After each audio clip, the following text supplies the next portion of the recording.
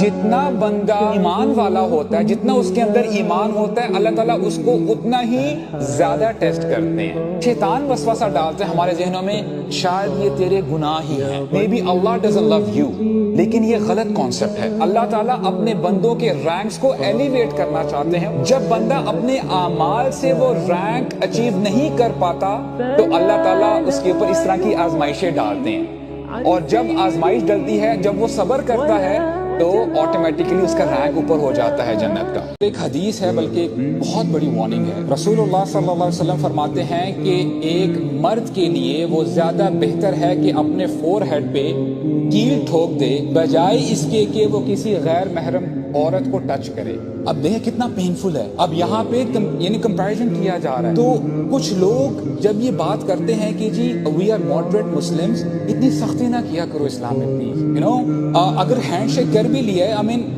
why are you being judgmental؟ میرے دل میں کوئی ایسی ویسی بات نہیں ہے، لیکن آپ جان لو کہ کوئی بھی شخص پوری دنیا کو اکٹھا کر لیں، تمام لوگوں کو اکٹھا کر لیں، ان کا دل رسول اللہ کے دل جیسا نہیں ہو سکتا، ان کا دل ان کے جیسا پیور نہیں ہو سکتا۔ اگر ان کے لیے منع ہے، وہ نہیں کرتے، تو آپ کے لیے کیسے پرمیسیبل ہو سکتا ہے؟